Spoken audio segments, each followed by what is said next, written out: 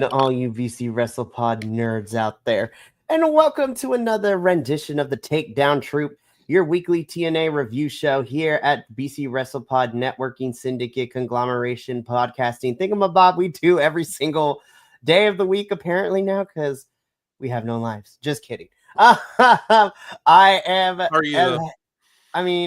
Listen. The amount of wrestling I consumed just last weekend alone was kind of crazy.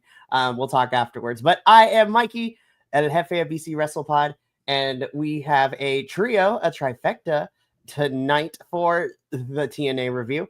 First and foremost, you can find him on my Wednesday double power hour reviews, which for NXT and CMLL, as well as here at TNA. We have Papa Oso in the building, which I'm so happy to have you here. Love you. It's going to be great. And then, of course, the other Will inside of our trifecta is the one of the radio free kind, and also happy to have him in the building tonight. So I'm glad both of you are here because we had fun last time. We're going to have fun tonight too. Let us, as the kids say, get it. Yes, let us get it. Or however these cool kids say things. Be like, hey man, it's giving the energy of like anybody familiar with the Aztec moves. It's like, yo man, if you're like, I'm human, you go skateboard. Like, what are we Skateboards. Anyways, so we are here this evening to review the go home edition of TNA, which occurred last night on Thursday, September 25th. And of course, before we get into all of that, really quickly running through the announcements because we got a TNA and a predictions to get through. So we need to get through both of those in a timely fashion. Predictions for a pay-per-view that is happening as we record this. For reals. Thanks, TNA. I love you, TNA, but these Friday pay-per-views are sometimes nuts. I'm just like, we're trying to do predictions and they're going to go up tomorrow, but we're going to review it next week. Anyways, so as far as announcements goes, however you found us, whether it was through a friend, the algorithm, and you're like, hey, who are these weirdos reviewing wrestling? However you found your way to your page, please stay here because we love to have you and interact with you. And so that is why we humbly ask that you subscribe to our YouTube or follow us on Twitch or Kick, whatever your preferred platform is. But we also understand that viewing videos in a long format may not be for you. But if you still want to interact with us in a more short spans, if you will, you can follow us all over the social media sites at BC WrestlePod, where we do report cards for all the shows and the pay-per-views. We do the previews of said shows and sometimes the pay-per-views, and as well as some other stuff as well. So, yeah. Of course, I'll preemptively apologize for making this video even more longer form as I've given my inability to shut up. We're going to have some fun tonight. But of course, if you want to support us in a different way, financially, if you will, there are two methods to go about doing that. One is to buy some merch. I mean, you give us money and you also get some cool merch in return. We are at bcwrestlepodshop.fourthwall.com. We have a whole bunch of merch, including our new fall collection and our Latino Heritage Month collection. And which, of course, everything that we do here at BC WrestlePod is tied to charities. So part of the proceeds of our fall collection and our Latino Heritage Month collection will be donated to charities. You can find all that information on the website itself. And of course, we also have a Kofi, no Kingston, however you want to pronounce it. So that little friendo will be making an appearance ever so often throughout this review. So if you feel inclined to donate to help us, keep the metaphorical lights on, as well as help pay for these pay-per-views out here. And the literal lights. And the literal lights too. Be like these. I was just like, I need electricity to charge all this, y'all. So let's keep this electricity going. But yeah, so link in the description of this video below, and links to those things will be in the chat as the episode goes on.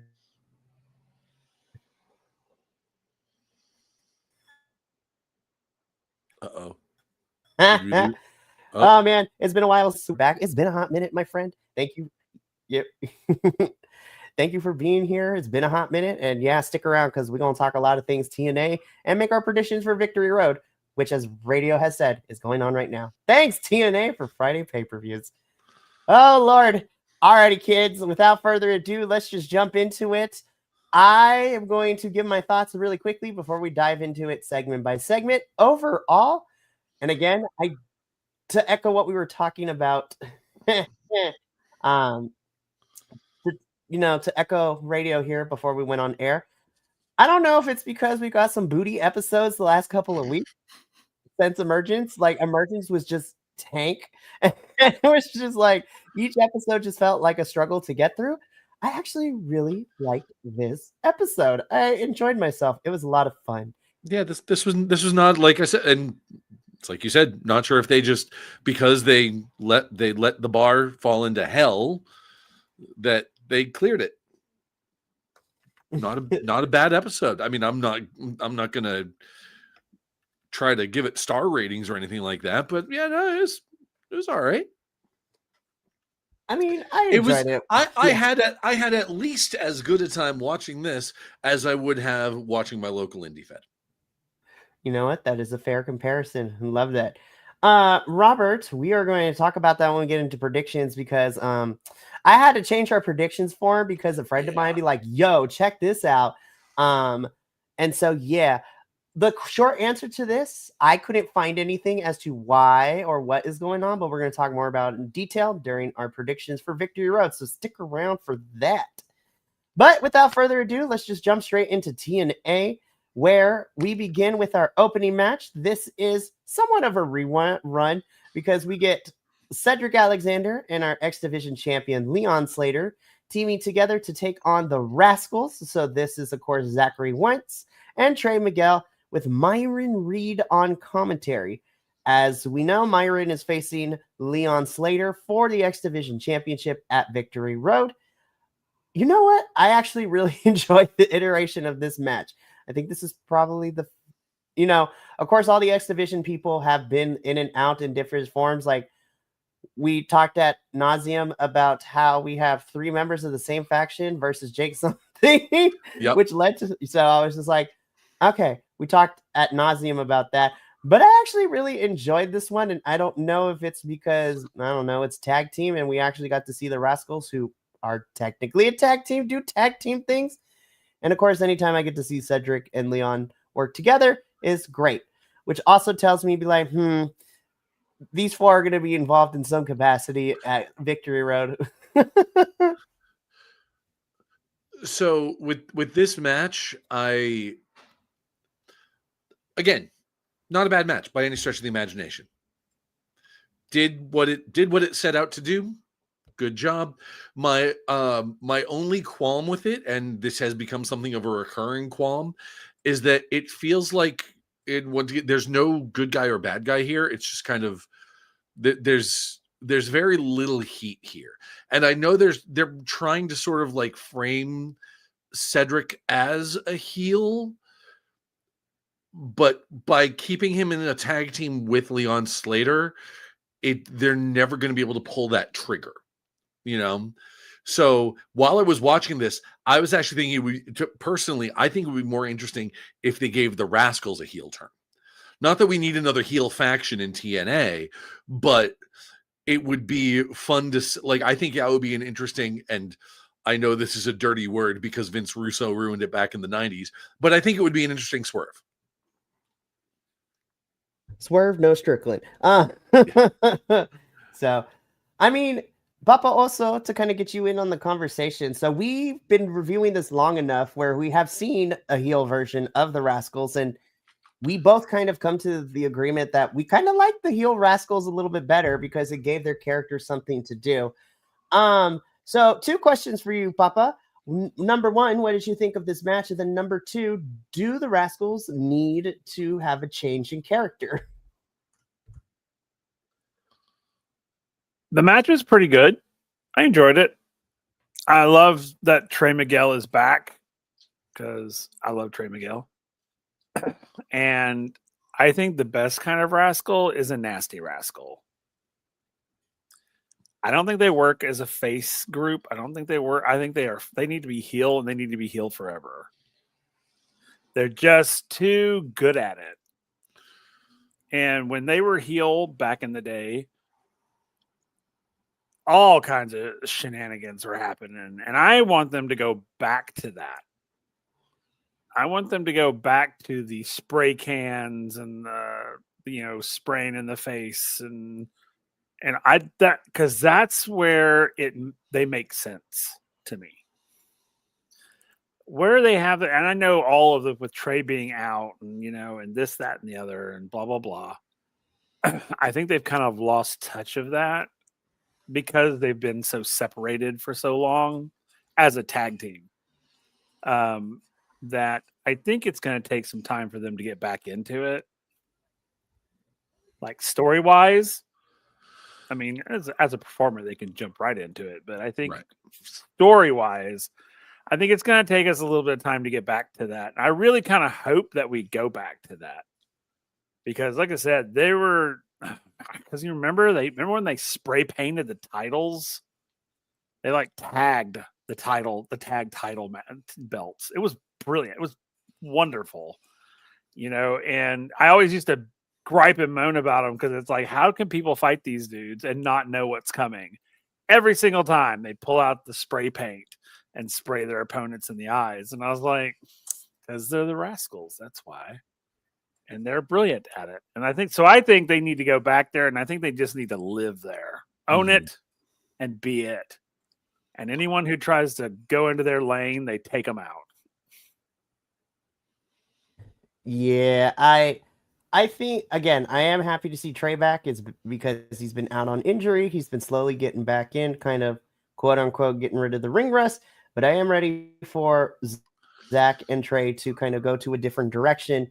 I don't know how that's going to go, especially with Myron being here and for who knows how long we have Myron. But you know what?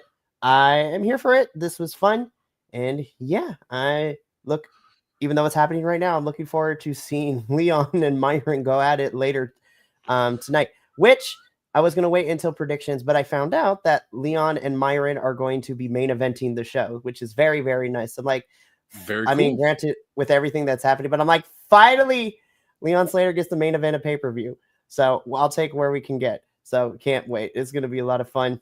But this picture right here, I'm just like... Gia is me. It's just like, okay. Jake, no thoughts, only beard.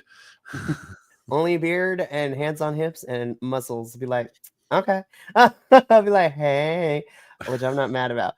Frankie looks like a frat bro with his hat backwards. I'm like, what is this, Franklin? I don't even know what was happening here. I'm not sure Frankie did either. I just kept staring at Jake the whole time. I mean, fair. Ultimately, this kind of sets up what we were getting in our main event with, these two taking on Steve Macklin and, Anderson, which is crazy to me. I was like, that is a sentence I said in 2025. Crazy. But the crazy thing is that, okay, so I know I try not to bring other promotions in here, but I was like, I need the Frankie Kazarian that I saw at GCW. I don't know who this Franklin is on my screen right now. Like, I hate this version of Frankie Kazarian's TNA character. I need GCW that I saw this past weekend, Frankie, where he could be a heel, but just be a good heel. He's an amazing wrestler. Just like, we got to get rid of this midlife crisis frat bro thing. Like, it's not doing any favors for Franklin over here. Get it together, Franklin. We will see these two in action a little bit later. Oh, Gia, I love you. You're great. So, again, trying not to talk about other promotions, but because it is TNA, we kind of have to because they showed it on air.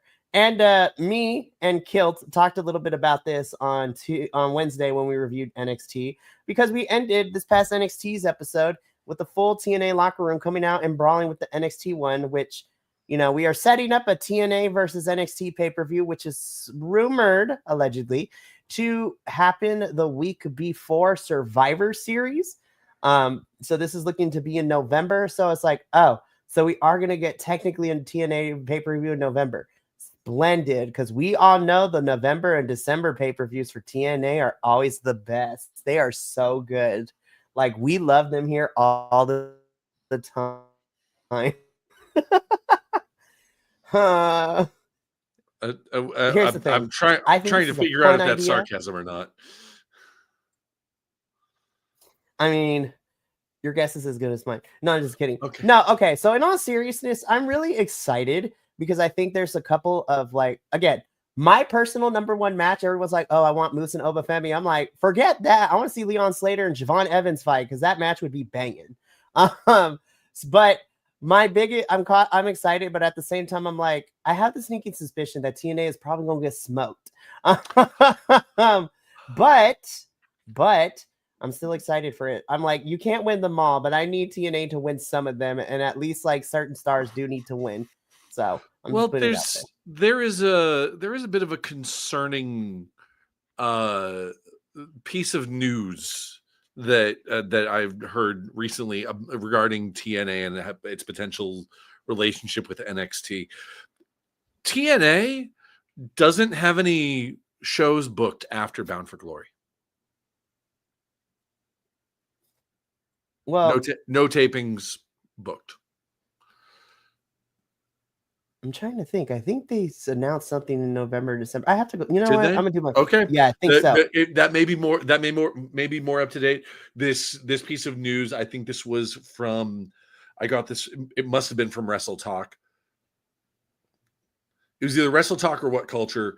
In the last couple of days, things may have changed in a couple of days, but it's the last I had heard. There was nothing booked. TNA had nothing booked after Bound for Glory. I have to double check. You might be right, but I'll double check as the show goes along. But sure. Yeah, so allegedly we are getting NXT versus TNA come November. So, and everything kind of will be taking place the next couple of weeks. And then according to reports, Bound for Glory is also going to be another developing point. So, gonna be interesting. So we shall see what happens with all of that. Why was this a thing? Like, Jody Threat deserves better. I'm just saying. And I didn't get a picture of her, but so this was a 4-minute match. Jody Threat, by all means, which rightfully so, was just whooping on Victoria Crawford. I mean, duh. And we get a distraction because we get the return of everybody's favorite Tessa Blanchard. So the diamond of TNA is back in, which was enough of a distraction for Victoria Crawford to capitalize to pin Jody Threat for the win. Hashtag justice for Jody. Yep. This was dumb. And okay. I do not want to speak ill of someone who has clearly battled some demons and clawed their way back into, an industry that they clearly have a lot of love for. Victoria Crawford is terrible. Give it to me. I'll say it. She's so bad. Go say and honestly, it's a level of bad. Like, it's not even ring rust. That's not ring rust. That is just, you're not a good performer. Like, there was one spot in particular that I'm sitting here, like, she can't even react to a chop well. Because in wrestling, and you see it in every performer, whenever someone goes for a chop, they open up a little bit, right? It's to give it that, the area to, do the chop to the chest at. And Jody Threat's trying to do these like rapid fire chops, and Victoria's just kind of like closing off. And it's like, it's dumb. And like, there were a couple of trips. There were a couple of like, got hung up in the ropes when you really shouldn't have. There were a couple of misses of the ropes when you should have got hung up there. It's she's, if you're like, she makes for a competent heel manager. Okay. I will give her that. The whole mentor thing, that has, I won't say it works yet, but it has potential to work as a heel manager gimmick. And if she workshops it, if she practices it a little bit, maybe it'll get there. But right now, she is just awful. She right now, she is to the Knockouts division what Ryan Nemeth is to the men's division for me.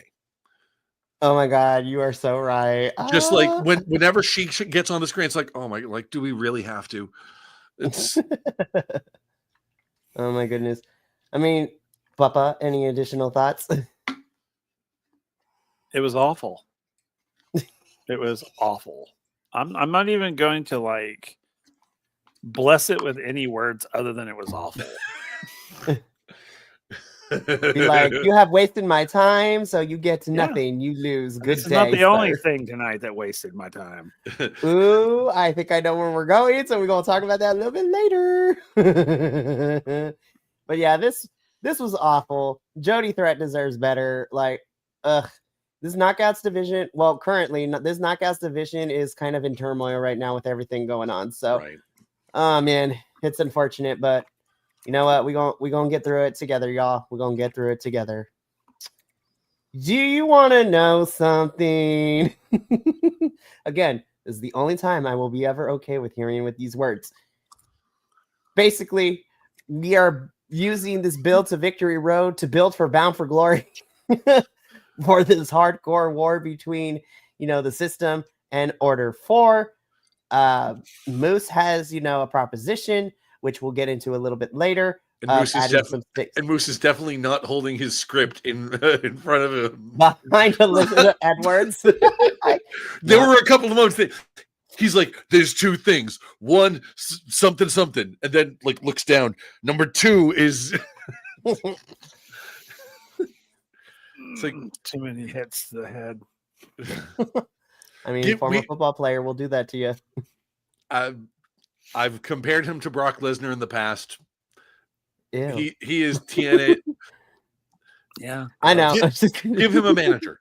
Give him a manager to do the talking for him, and he'll be fine. Oh my goodness. So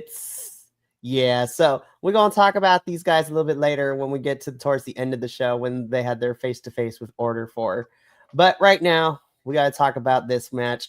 So this was the Bound for Glory Call Your Shot Gauntlet, a.k.a. all right, who else is on this roster that's here for this taping that doesn't have a match that we can throw in here? So if you are unfamiliar with the Call Your Shot Gauntlet, we've been reviewing TNA long enough where it has been the funnest thing, but it can also be the, oh my God, what are we doing thing. So 2 years ago was this is the best thing ever. Watching Jordan Grace win it and, last eliminating and beating the crap out of Bully Ray, which was fantastic to watch. And then last year, Frankie Kazarian won, and we all know how that turned out. This year at Rebellion, when he inserted himself in the triple threat between him, Joe Hendry, and All Ego Ethan Page, I was like, okay. But if you are unfamiliar with the Call Your Shot, it's basically TNA's version of the Battle Royale. Winner gets a Call Your Shot trophy, which means they can get a championship match anytime, anywhere. But with this match, because this is a Battle Royale qualifier, the real winners and losers of this match are the final two, because the winner of this match gets to enter at number 20, and the loser has to start out at number 1. And the thing with the Call Your Shot Gauntlet, it is intergender, which means men and women, which in this case are men's and knockouts division, do compete at the same time. So let's just jump into it. AJ Francis gets destroyed, which was kind of fun to watch. I was like, dang. I was like, it's fine. Let me see. What else? I was like, yo, Killer Kelly's here. I've missed you. Oh, she's gone. Damn it. When I saw that, I'm like, God, like, poor, like Killer Kelly, like, sure, her return was like a big hype thing, and then just it's crazy. Her and Myra and me are gonna have a whole entire wedding on one of the indie wrestling shows in a couple of weeks. I'm gonna tune in because I think it's gonna be chaotic AF. Anyways, so Killer Kelly, I was like, I love you. Oh, she's gone. I can't believe I'm gonna say this with all love. I was just like, you know what? It's kind of crazy to me. My standout was actually Xia Brookside, and then she got eliminated. I'm like, no. So I thought it was kind of funny that the final two of the match were two of the people that didn't get entrances. That's the crazy part. So yeah, so let's just fast forward to that. So the final two of this match, and which means that one of them was going to be our number 20, and our number 1 was Mance Warner, the Southern Psychopath, and Liang Li, which I was like, anyways. So I was like, ooh, this is going to be great. Even though it was a short exchange, I did appreciate listen, the size difference between those two, Mance is tall as hell. Yep. You know, Liang Li is your good martial artist. I love the fact that I was like, ooh, kick him in the face. Ooh, kick him in there. Ooh. I love martial arts. It was a lot of fun. Unfortunately, it was not enough, though, because Mance does eliminate Liang Li. So Mance is entering at number 20, and Liang Li is going to have to run the whole gauntlet, and who knows. Now, because of what happened tonight at Victory Road, I'm very interested to see what is going to go down, to see if she's even going to need to compete in that gauntlet match based on everything, which we'll talk about later. Really quickly, to run back some comments before I get your thoughts on this particular match. Robert coming in personally, this just me. A big man wrestler should not be a faction leader. Going back to Moose, I'm trying to think when a big man being the leader of a faction has worked. Yeah, I can't think of any right now. At least not in TNA, anyways. A big man leading a faction. Oh, so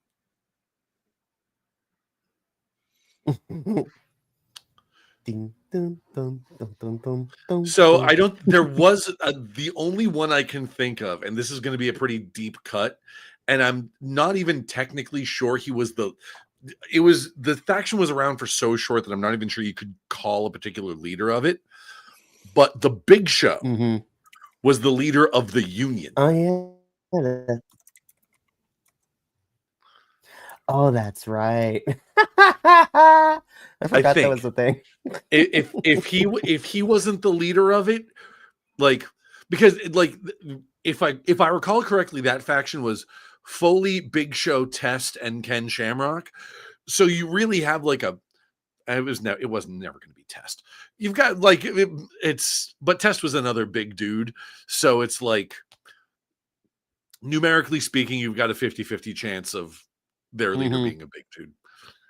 So, but yeah, so I'm gonna have to look that up. But anyway, thanks for the question, Robert.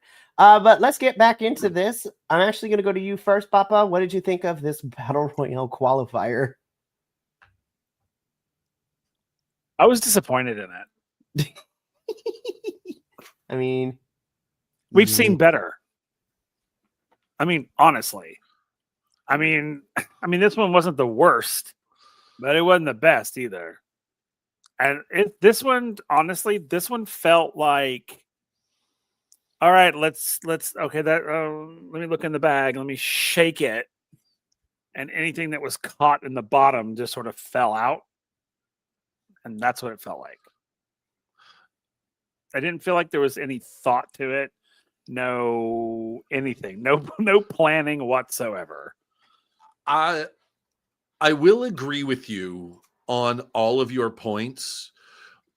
However, I didn't hate it. Like you said, like you were disappointed in it. I was like, I thought it was fine. And once again, that may be because the bar for quality for TNA lately has been in hell.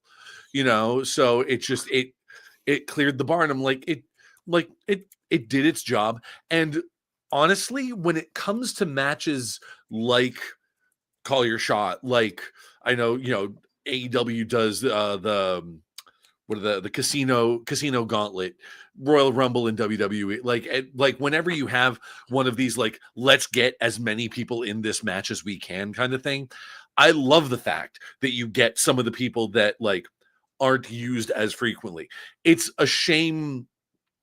And like, honestly, I didn't even like, I like AJ Francis, and I didn't mind seeing him just get misted, ganged up, and chucked out. That's what big dudes get, especially when big dude heels that run their mouth. That's what happens to them sometimes, and that's a fine story beat. I was disappointed that Killer Kelly was just sort of like yeeted fairly unceremoniously after not having been on TV since having not been on TV since, basically she came back. But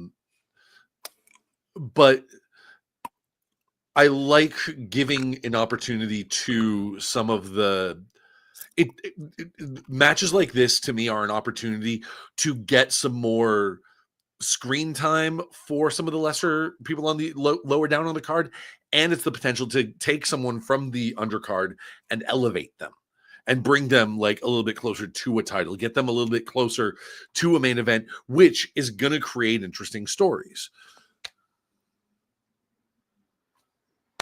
You looked like you had a point. No. Okay. I didn't hate it. I was just disappointed in it. Sure. I mean, it was that. It's like it you literally said, felt like it was last minute put together. Sure. Well, it's that like was you my said, only issue with it, really. Yeah, it's like you said, we've seen better. I mean, we've also seen worse. But you're right. We have seen better. I just, for such a big pay-per-view, this was shitty. I'm sorry, it was. Okay. I mean, it was like, it felt unimportant. Let me put it that way. Yeah. It felt unimportant. In the past, like was it last year's, Mikey? That was huge. I think so. Was it last year's? No, it was 2 years ago when we were in, because that's 2 years ago is when Jordan won it, and yes, that was that was so good. To be fair, that Bound for Glory was also kind of just again. I think I said it was my favorite pay-per-view 2 years ago because that was the same pay-per-view where we had that Fatal 4-Way Monsters Ball, which had no right to be great, but it was. It was. We had a hardcore war like ladder match. And then on top of that, too, just because TNA at that time wasn't exclusively working with WWE and NXT, we got probably my favorite match of that whole entire card in that year, which was Will Ospreay versus Speedball Mike Bailey in a TNA ring, which I was like, my God, that was was wild. And I was just like, this was before Will Ospreay went full-time to AEW, but yeah, those are some crazy times. It was only 2 years ago. But yeah, last year's Call Your Shot Gauntlet was booty. Like that's the one. Last year is when Frankie won. I was like, okay. That one was crap.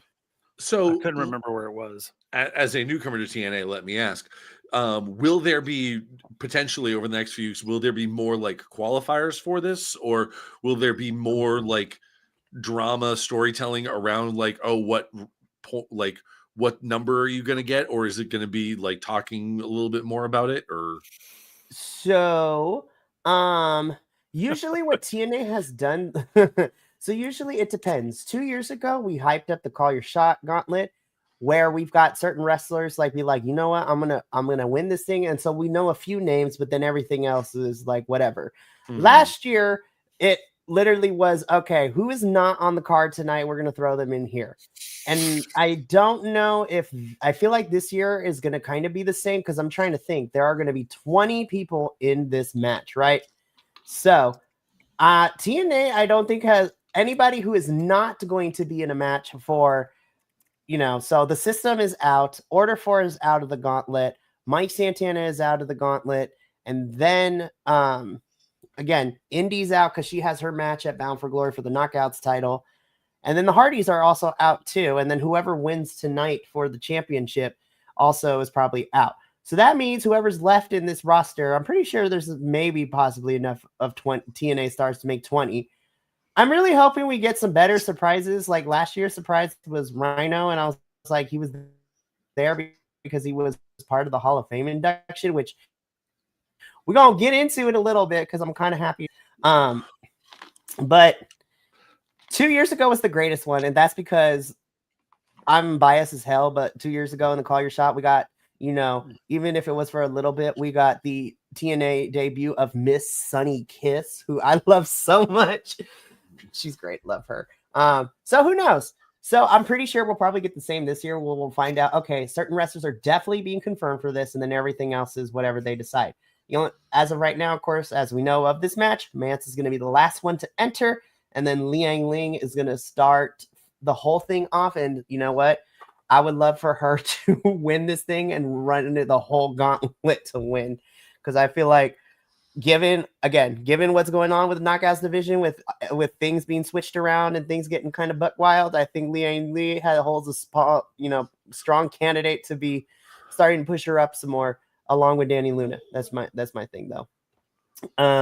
So let us move on because we still got some things to talk about. Okay. So normally I'm not the biggest fan of like these very long, like pre-tape, video cut promos, but honestly, I really like this one. I really did. I was just like, listen, I'm Puerto Rican, and I was like, oof, I love this. This is, previewing a little bit of Mike Santana's journey over the last year or two. We get voicemails from his grandfather, who is deceased. We get voicemail from his daughter, and this is like a part 1 to whatever this is, which I was like, okay. So I know Trick Williams is not going to be scheduled until Bound for Glory, so we got to figure out how we're going to keep Mike Santana in the picture. I'm not the biggest fan of who he's facing at Victory Road tonight, but we'll get there when we get there. But I really enjoyed this. I like this. This is a lot of fun. And you know what? We talked about like the multi-camera angle shot when we had Frankie Kazarian and Jake something talk in the hallway, like last episode. And I'm like, I need more of these. Like, let's put budget into these things because these are fun. If anyone has any additional thoughts before we move on. Not really. I liked it actually. I did too. Cool. Yeah, the other one that it kind of reminded me of was Lyra Valkyria's one. Remember that one? That one was so good. And it was like very similar, sort of on the same, almost, the same sort of like leading into her past. Leading into her match with Becky for the NXT Women's Championship at Halloween Havoc. So good. This one it reminded me of that. I was like, I thought it was pretty good actually.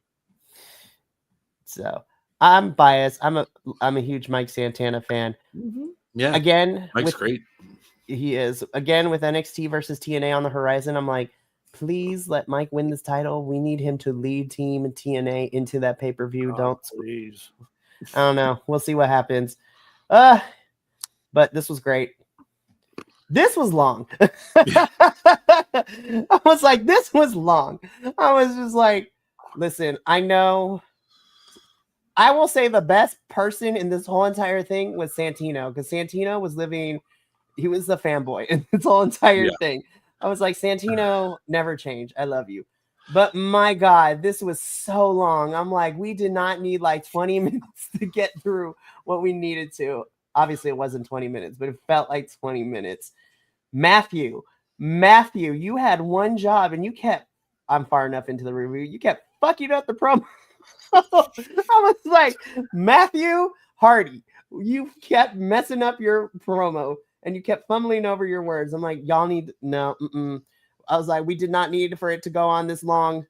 I have a love-hate relationship, mostly a hate relationship with Mr. Bubba Ray over here. Yeah. Devon, you know what? I love me some Devon. Like preach, brother. Love you. Of course, a big fan of the Hardys. We could have shortened this to like an email and be like, hey, so we're going to have a tables match and it's going to be for the titles. Down. We did not need this whole back and forth. No, we did not. My God. There was a point in it that I was I'm looking at and it was kind of funny because as I'm watching it, I was about to give them points because when Jeff said like I've been living on the edge, and it's like, oh, I like, oh, really? Ha ha ha, edge. And then it's because I'm a Christian. It's like, oh, okay, so that was on purpose. Okay, never mind. Fuck it. I was about to give you points, but never mind. The other one, and I'm sure that the Dudleys are, like, numerically speaking, are the most like decorated tag team of all, like calling themselves the greatest tag teams of all time. And don't get me wrong, they're certainly up there. They're in the top 10, probably top 5. But like, I'm sitting here thinking like Kofi, Xavier, Big E, Dax, Cash, Mark, and rest in peace Jay all just kind of went, the fuck did you just say? Yeah, that's, again, I have a love-hate, mostly hate relationship with Bubba. I was just like, listen here, you misogynistic, homophobic asshole. Yeah. Like, I can't. I'm just like, So, again, we could have condensed this. We could have shortened this to get to what we're getting at Bound for Glory, which is this promo could have been an email. It really could have. Papa, any additional thoughts? Oh, my God. I literally walked away, sat in my living room, talked to my husband, came back, and they were still fucking talking. I'm just like, shut up. I mean, I love the Hardys. I do. But I was like, y'all have to stop because, oh my God. They talked for that long with 2 Dudleys in the ring around a table, and no one went through the table. And the other thing that irritated me is you have one job. They gave us false hope because there was a couple of times in that little thing that I thought, oops, someone's about to pick somebody up and throw them through a table. Yep. And Santino. Make it Santino. That would he's there for the comic relief. Let the comic relief eat shit. No, it's God. Shut up. Shut up. Either fight or get the hell out of the ring. Yeah. I mean, seriously. And I'll send an email out to everybody about what's going on. It's one of those, like, TNA is, they've got to be like real close to like striking a deal with TKO or WWE, because making such a big deal about a contract signing, that's a WWE move. You know, that didn't even happen. Right. I was like, right, they didn't even sign the contract. It was like, all we have to do is shake hands. Okay, that takes 10 seconds. Thank you. And Micah, you know my feelings on talkie. My God. Oh, and also, I guess the Hardys are winning. I feel like they kind of have to. Like, yeah. Like, this is Devon's one last match. They're not going to let this team win the titles when everyone knows one of them is like, no, guys, this is it for me. This is the last one. I'm not doing any more. I was retired and came back because you guys begged me. So we know the Hardys are going to win. They have to. If they don't, I'm gonna be like, TNA, we gotta talk. And that's like, this could have been a non-title match. You could have like made the card for Bound for Glory that much more interesting by putting the titles between Whenever and Bound for Glory, putting the titles on someone besides the Hardys, so you can have a good tag team title match, and then have this, nostalgia fest. And guys, yep. Shut up. That's right. I said the Dudleys. Okay, why don't you broadcast a little bit harder that you don't have to worry about the copyright things of the WWE? Okay. Oh my goodness. I can't. Yeah.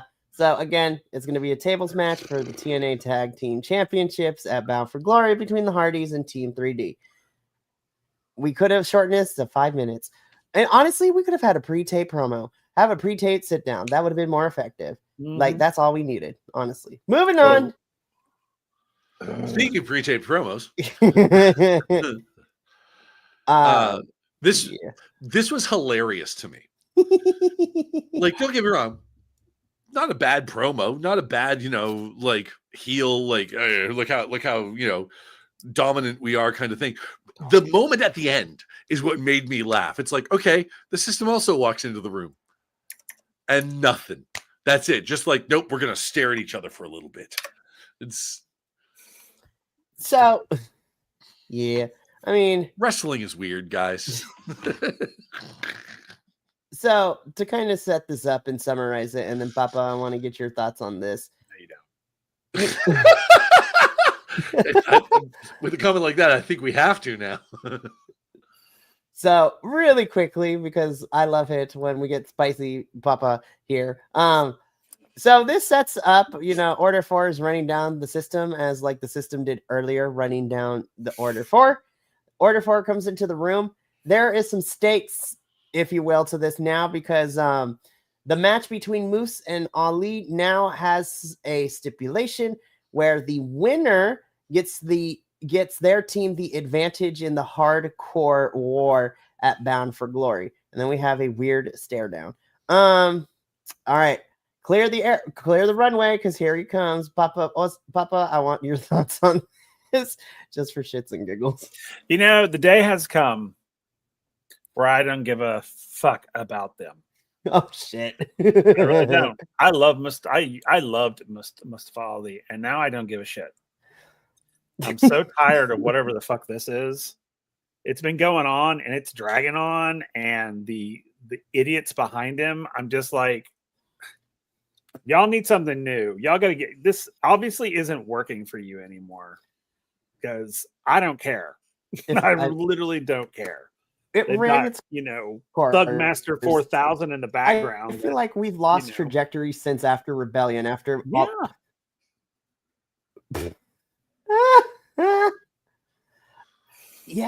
this is the weird thing, right? So initially I was like, okay, I can kind of get behind this. And then leading into Rebellion, which was Ali versus Mike in the, it's like, ooh, okay, this is interesting.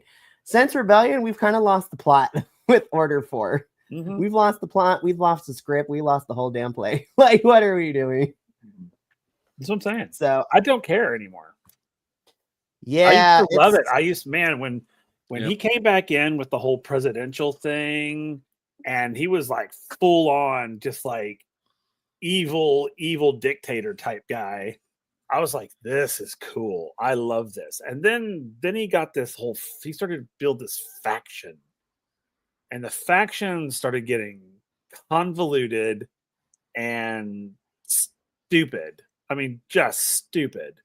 And then the Order 4 happens because of everything that happened prior. And then I don't understand. I don't get it. I don't even care. I literally don't care. I'm just so like, whatever. I don't care if they fight the system. I don't care they could fight monkeys in the parking lot, and I don't give a fuck. No. Whoa. Versus monkeys, you say? Oh, yes. No. Capuchin monkeys. 100 of them. I don't care. You can go lick gutter water for all I care. I literally don't give a shit. It's like, and I hate that because I love Mustafa Ali. Yeah. I absolutely love him. And I actually like everyone in this faction. But this, I don't care about. I don't care. I don't care. They want to fight the system. I don't give a shit. Literally. Just pick something new, dude. I don't know. For a while there, I thought he was going to go off on his own and become like this fucking crazy mastermind, like Lex Luthor character. And he didn't. And I'm like, I would have loved that. Mm-hmm. But this, I don't even know, whatever. Yeah, wrestling is a fickle mistress. It's like, it's crazy. Anyways, yeah, so we got Victory Road happening right now. And then, this is building towards Bound for Glory, which is like in 3 weeks. So I was like, okay. Main event time. Frankie Kazarian and Jake Something taking on our TNA International Champion Steve Macklin and returning to a TNA ring in almost 10 years. And Mr. Anderson. And I was just like, damn, it's been 10 years. Holy hell. What has my life been? Yeah, and we can tell. What was the point of this? Because we were in the city that Mr. Anderson is in, and so why not? I guess because that's stupid. I mean, the only good thing about this whole match was watching Jake Something. That was about it. Okay, so let me ask something, because here, Macklin good too. The thing with Mr. Anderson here. So I was not watching wrestling at all when he showed up in WWE as Mr. Kennedy. In fact, one of the last things I remember seeing in wrestling before I stopped watching back in the early to mid 2000s was him coming in and doing the whole Kennedy ... Kennedy thing. Mm-hmm. And obviously he has kept this going as Mr. Anderson. How in the fuck did that get over? Like, I remember watching that on WWE and being like, wow, that gimmick is going to get old real fucking fast. And it was probably one of the things that contributed to me stopping, not watching wrestling for a good long time. But it's like, yeah, it's a dumb gimmick. Although I will admit, I will concede a point. Like, and I'm okay with the whole doing his own ring announcement thing. He has a good voice. He has that good announcer's voice, and that works for him. And that's good. I did appreciate Steve Macklin getting on the chair and That part was lowering funny. that was cute. I'm golf clap for that, but yeah, like, it's hasn't been in the ring in a decade, and to paraphrase a great Nicolas Cage meme, you don't say. Can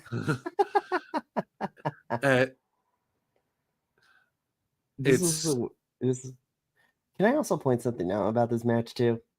Please do. Like, I'm not saying it was better, like super better than their last encounter, but I'm gonna be so for real. We could have taken, like, Frankie and Mr. Anderson were kind of non-existent for a good chunk of this match, which was kind of weird to say. Why was this encounter better than the original Jake something and Steve Macklin title fight that we got like at the last pay-per-view? Like, this was a tag team match, and how was this better than their championship fight at a pay-per-view last month? What the hell, TNA? What are we doing?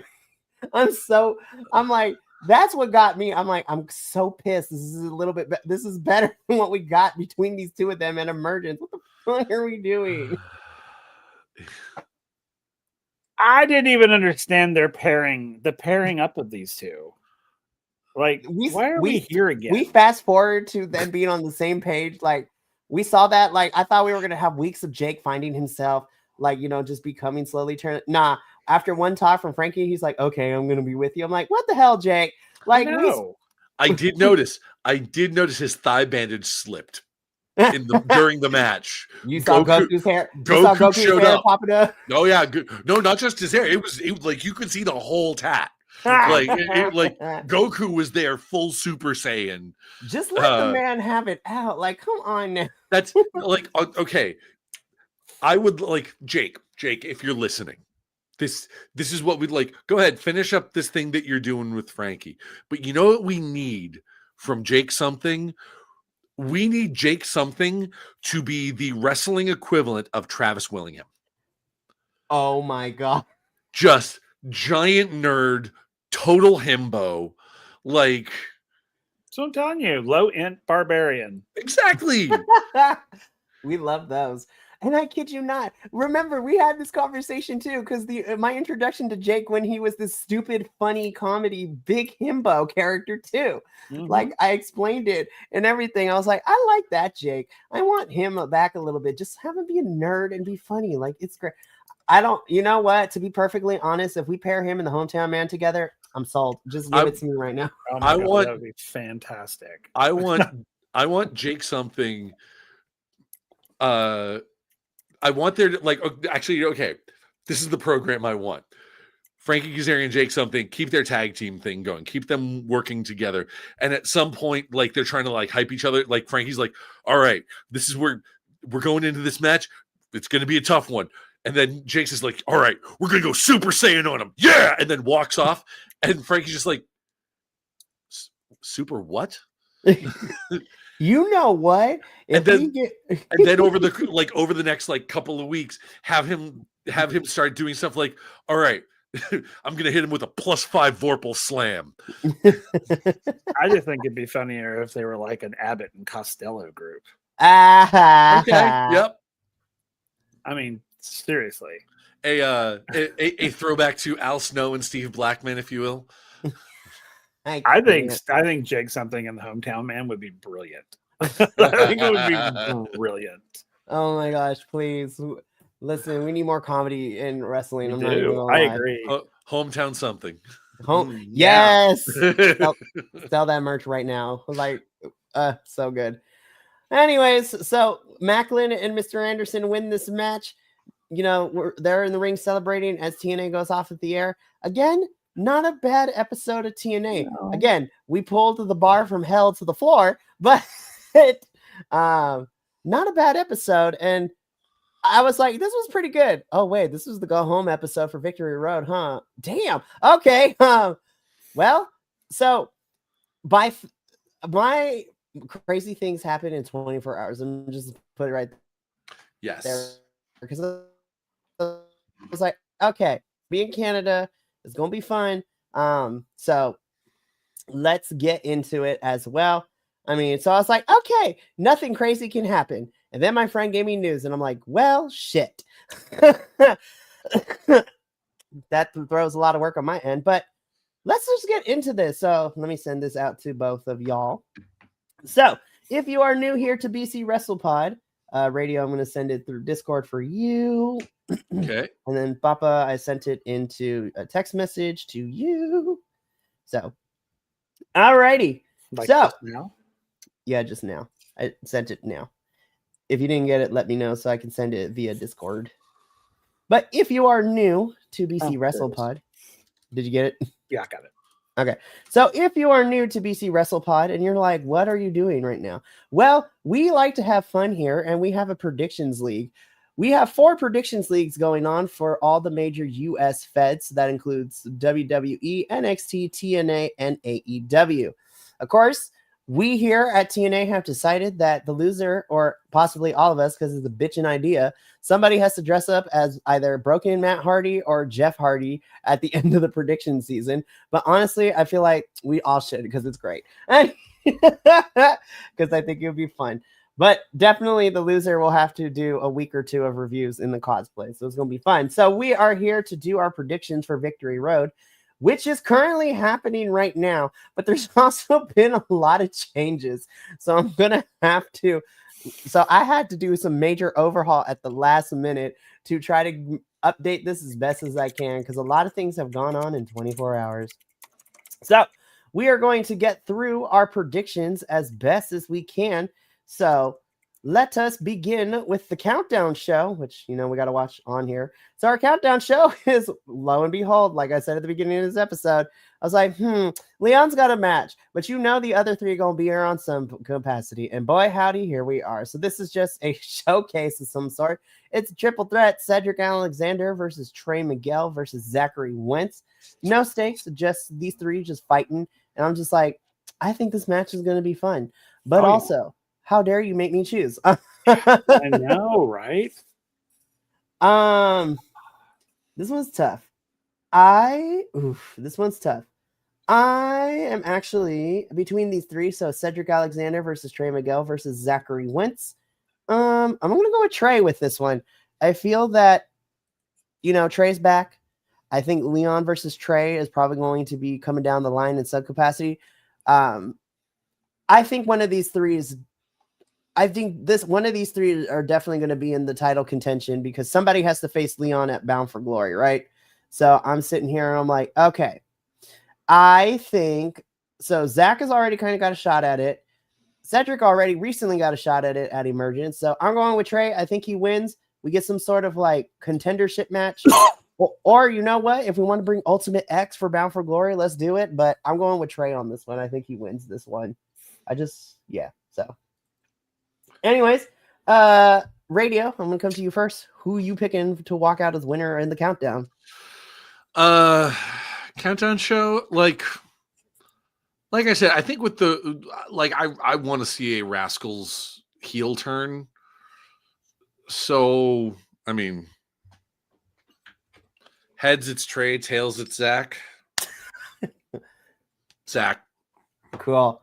Papa, who you got? I literally eeny, meeny, miny, mowed it and went with Zach. I love that. I love that so much.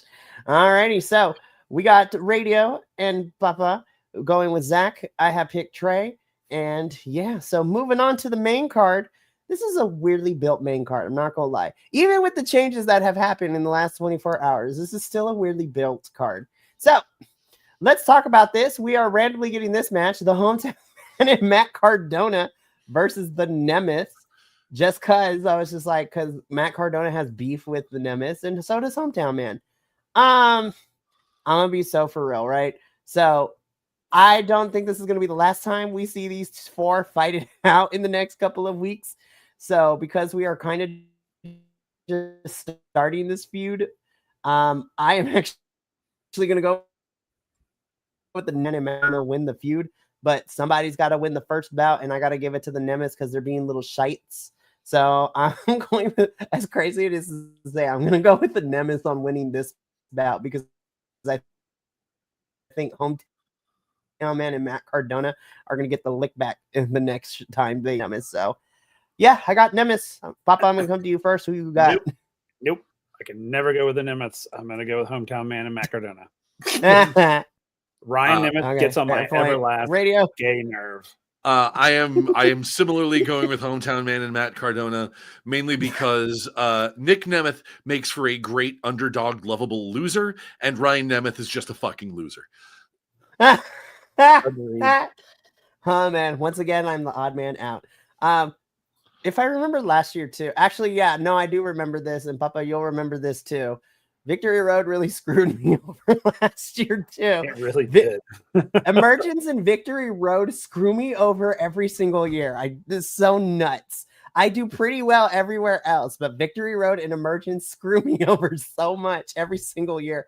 I mean, this year has not been my year for TNA predictions because normally I have a good feel on things, but I was like, now I'm doubting my prediction abilities because Papa is in first in the predictions league, and I was just like, no, I'm just kidding. I really don't know how that's possible. I think you made some selections. I was just like, yeah, I should have went with that instead, but it is what it is. So yeah, I've gone with the Nemeth. The two Wills here. Will Squared went with Hometown Man and Matt Cardona. Moving on to our next match. Oh God. I was like, I hate the build for this match. I hate that we're getting it here. I refuse to pick Eric Young. Eric Young looks so happy in that picture. He needs to go away. Burn it with fire. I'm going. He's hands down going with Joe Hendry. There is no way. I have to go with Joe Hendry. There is no way Eric Young wins this one. Eric. That picture though. That's like, I know he's going for psycho. It's not landing. That's just genuine joy. That's just like, guys, I'm so excited to be in a match. I'm on Victory Road. That's his O face, you guys. To me, it looks more like in my mouth, guys. In my mouth. Oh no! It's late enough. We're far enough into it, but I was just like, yeah, Eric Young is too excited in my opinion. But Joseph, you better win because if not, I don't know what's happening. And I mean, let's be all the way 100. Like, we know eventually Joe's contract with TNA is ending pretty soon, or at least by the end of this year, beginning of next year. We all know where he's going next. So I'm just like, just let him go out on his own terms. But please, for the love of everything that is good in professional wrestling, or at least what's left of it, there is no way in hell Eric Young wins this one. Because if he does, I might have to fight somebody. A thought just occurred when you said we all know where he's going, and he's obviously going to WWE. But like, a thought just crossed my mind. Can you imagine him in AEW? And not even just like his style doesn't necessarily mesh with AEW's like in the grand scheme of things, but you know what does mesh with AEW? AEW's willingness to pay for licensed music. We could get more Joe Hendry parodies if he went to AEW. Like, they'd be fine with it. It's like, yeah, no, we'll pay for like a karaoke version of, whatever song you want to parody. Go for it, Joe. This makes money. This draws people. Tony Khan literally paid for the Final Countdown, and that bitch was expensive. Yes. I was just like, he paid for the Final Countdown, which is so expensive. He has finally started paying for Tarzan Boy again. Yes. And then, of course, just because it was hilarious at Forbidden Door, we got Mbop. Yep, exactly. It's like, dude is willing to pay. Didn't we also get Enter Sandman at one point too for Sting? Like, Seek and Destroy. There we go. Seek and Different Destroy. Metallica song. Sorry. You should be. How dare you? No, it's fine. Piss off. No, Nah, I'm just kidding. I love your radio. It's all good. But yeah, there is no way in hell Eric Young wins this one. Joseph, you need to win because like I'll fight somebody. It's on site. So I mentioned how I hate Santana. this opponent. Yeah, Mike Santana. Yeah. So Papa, also I hate this for Ridge Holland and Mike. I hate it for both of them. I do. I hate it. I hate it for both of them. I'm just like, but I mean, it sucks, but I have to go with my boy Mike. Yeah, this is an easy win. I swear to God, if Mike loses, I'm gonna be like, oh my God, I will be like, burn this place down. I was like, there is no way in hell he's losing. If Ridge Holland wins, put it this way: if Ridge Holland wins, I might have to leave this show because it is the definitive sign that TNA is getting bought by WWE, and I'm not playing WWE's game. So no. Well, it was nice having it. No, I'm just kidding. Yeah. No, this is easy. Mike is going to win. There's no doubt in my mind. Absolutely not. Yeah. So moving on, though, we got this match, which has the added stipulation that the winner gets the advantage for their team in Hardcore War. This is easily predictable for me. Ali's winning this one because I think the system wins the Hardcore War at Bound for Glory. So I think I got Ali winning this one. You know, I just don't care. It's like, be like, is there an abstain option? I mean, I literally am just like, I could care less about this match. I mean, I hate that, but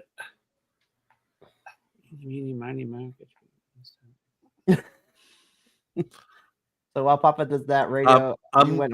Right? I'm going with Ali just because I think I like him better as an in-ring performer. That's also fair. I guess I'll go. I don't fucking know. Your first place is on the line. No, just kidding. I need to think about. Okay, who do I hate more at this point in time? So like, I think I hate Moose more because he's still part of the system, and I absolutely fucking hate the system. Go with Ali then. I guess I'm going with. I guess. Yeah. All right. So we all got Ali for this one. Okay. So next up. Oh wait, I forgot to take that out. This is happening on TNA television because of all the things that went down at Victory Road. So, this don't count no more. No.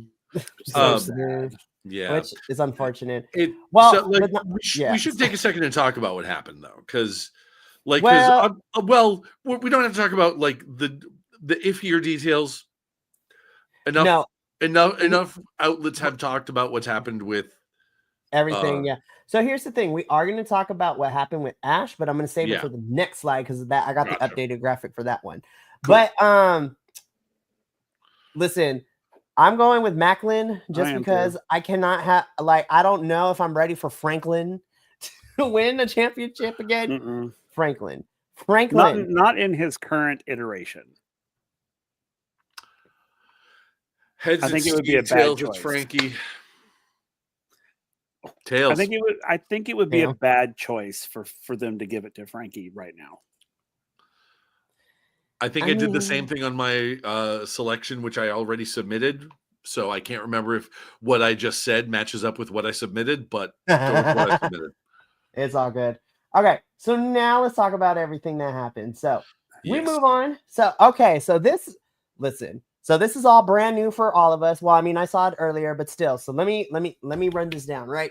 So, anybody who has been on the internet the last 48 hours knows that TNA is launching an investigation into everything that's happening behind the scenes with a certain, like text thread that got released about one of their knockouts.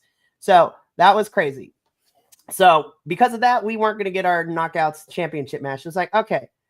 Then my friend updated me with a news report about what's going on down at Victory Road as I was preparing for the show. And I can't find exactly what or why or for what reason, but Ash appeared in the ring with Santino and TNA president Carlos Silva. She was all teary-eyed, like not in character. She thanked the audience. She said that this was really hard for her, but she's been very proud to make her way through TNA to hold this championship for the last year and a half. But unfortunately, she has to vacate the title, which was a big shock to me when I read that report. I was like, oh my God, what is happening in the Knockouts division right now? Seriously. Like literally in the last 48, 72 hours, like things have gotten topsy-turvy and things are getting buck wild. So what ended up happening, according to the report that I read, Ash vacates the title. Don't know what it is, but regardless, like as much as I have a soft spot for Ash, her character is supposed to be annoying, right? And that's the whole gimmick. But hot damn if I don't have a soft spot for her, because Ash is one of the first interviews that we were able to get for this whole podcast. She's a sweetheart. You know, Papa also has a signed picture of her that I grabbed from him when I interviewed her. So lovely. And she's been really, really fun to watch the last year and a half. So whatever the reasoning is, I'm hoping to see Ash return at some point. I think she is great, which also tells me I think I know how that tag team championship match might go for next week's Thursday episode, but who knows? But so the end result is that Santino gets the title back from Ash. You know, the crowd is actually very supportive of Ash, except in the video that I watched of the report, like the dudes in the back, I wanted to fight them. I was like, stop doing the V trigger with your tongue and the V symbol up in the background, you little nerds. That's gross. Don't do that. Anywho, so Santino announced that we were going to have a Knockouts Battle Royale, and the final two would later on be competing. So, of course, spoiler alert, the final two in this Battle Royale includes TNA's own Liang Li and NXT's Kalani Jordan. And when I saw this graphic, I was just like, why you gotta make me choose? I'm like, why you gotta make me?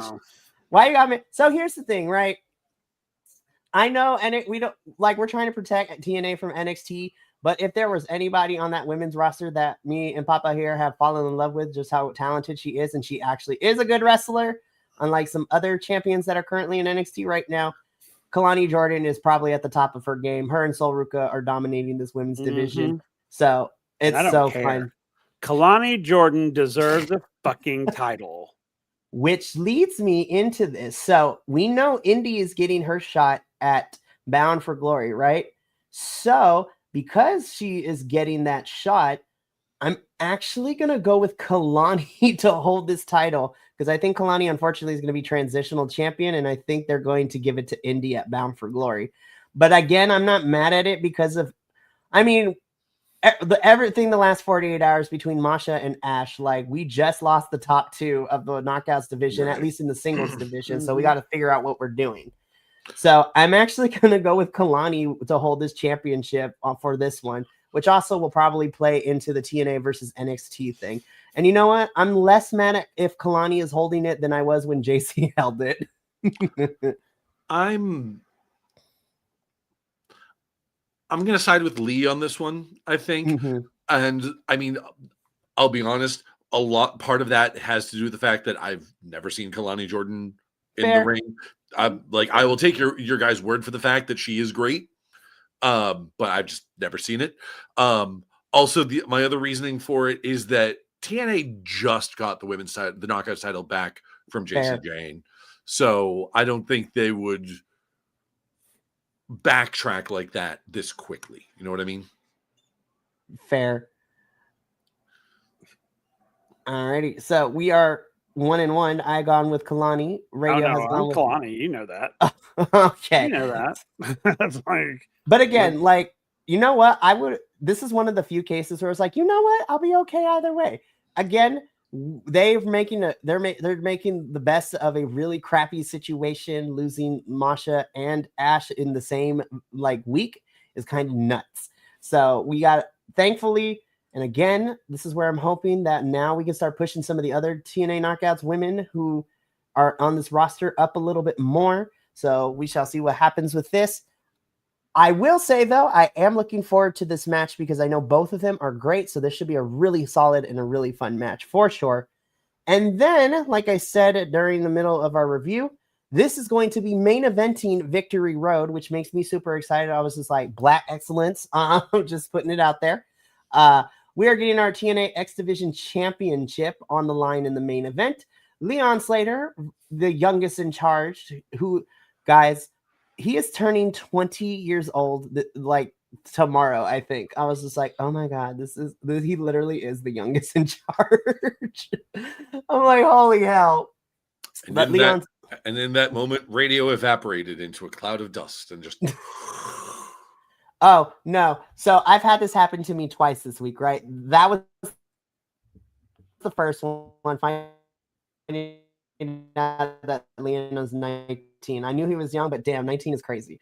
You want to know what radio is? When I learned this fact, and I said it in front of, my co-host, JBL, when we were reviewing All Out Toronto this past week, when we were specifically talking about Takeshita, Okada, and Máscara Dorada's triple threat. Máscara Dorada, 23 years old. And I'm like, ew. That one hurt me. I was like, oh God, he's only 23 and this is nuts. He's crazy. He's so crazy good. We're old, you guys. This is crazy out here. Yep. I don't know. Where did my life go wrong? But anyways. You got plenty of it left. More of it than either of us. Very true, but so knock on wood though, because who knows what's going to go down. I'm actually really excited about this match. Of course, I love Leon Slater. We all love Leon here.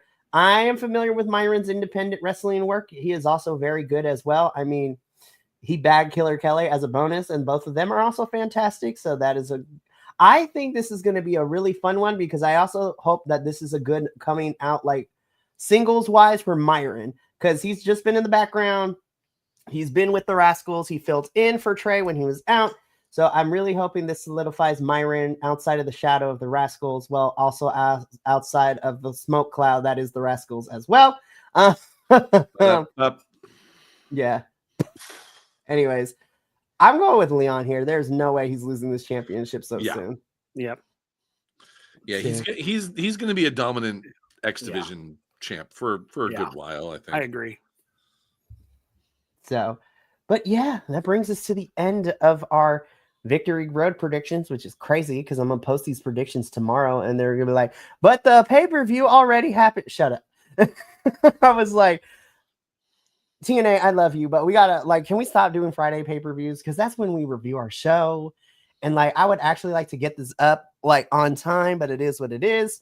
So, but that's going to be it for us here at TNA this week. This was a very interesting episode, to say the least, and predictions were fun.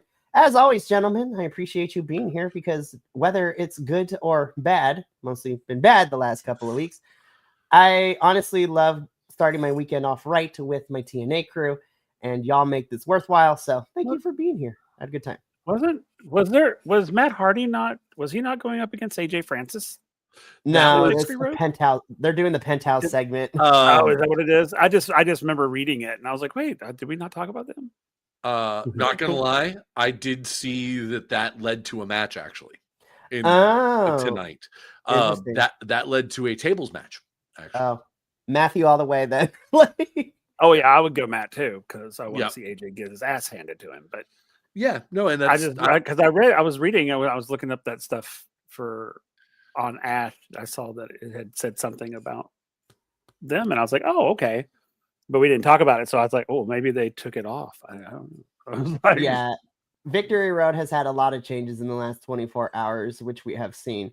But we will be here next Friday to review Victory Road, and then we are 2 weeks out from Bound for Glory, which I think I asked you this. Radio, are you going or no? I don't remember if we talked about this. have not bought tickets yet. I looked at tickets today, and they are still available.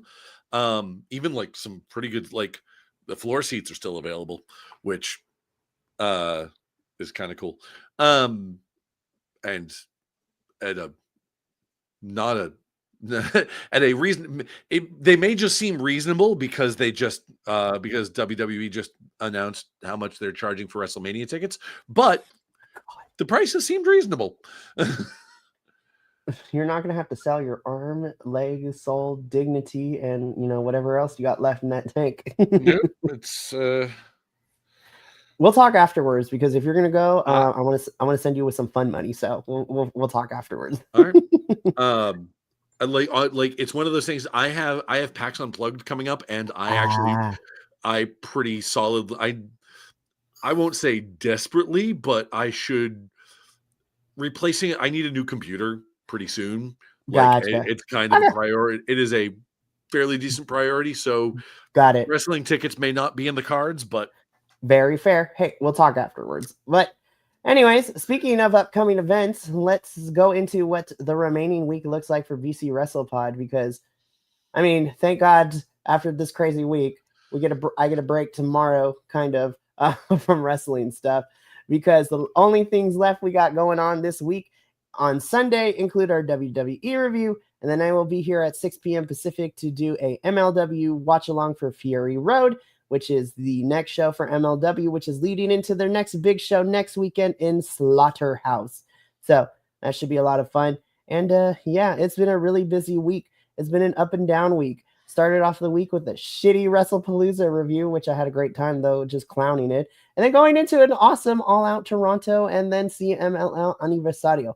By the way, this is why I love CMLL. I know this is not an official review, but it is free on YouTube. Y'all need to go watch the crossover that CMLL just did with Pokemon. That is the two biggest nerddoms for me. They literally had like wrestlers dress up as Pokemon. Mystico came out as Halucha. It was crazy. It is free on YouTube on CMLL. Like it is great. I think they need to do more of things like that. You know, like that when they did that whole 1980s thing. Oh, yes. They need to do more of that. That was super fun. That was literally we also had CMLL for a little bit. We literally had a Mexican candy become incarnate as a wrestler for like a couple months. It was great. Oh my god, it was fantastic. But yeah, TNA needs to. I want TNA to bring back the shticky 80s pay-per-view that they did where everyone dresses up as a different character and it's just ridiculous. Oh my god, it was so funny. Anyways. So funny. So I am super excited. We got Victory Road review next Friday, and then a couple weeks later, at least I will be doing a watch along for TNA Bound for Glory, and whoever else can join me. I'm going to talk to the boys because I have to look at the schedule. I think that when I originally planned the review for Bound for Glory may or may not be happening, but we're going to talk about it afterwards. We got to get up on out of here, but thank you so much for tuning in. I look forward to seeing all of you this Sunday, whether it's for WWE or for the MLW watch along. But we got to leave out here. It's getting late. So thank you so much, from the bottom of our hearts for all of us here at BC WrestlePod. Remember, take care of yourself, love one another, stay iconic, and more importantly than anything, you always deserve to finish your story. We'll see you later on Sunday for a double dose of review and watch along goodness. But until then, this is sayonara, adios, and until next time, peace.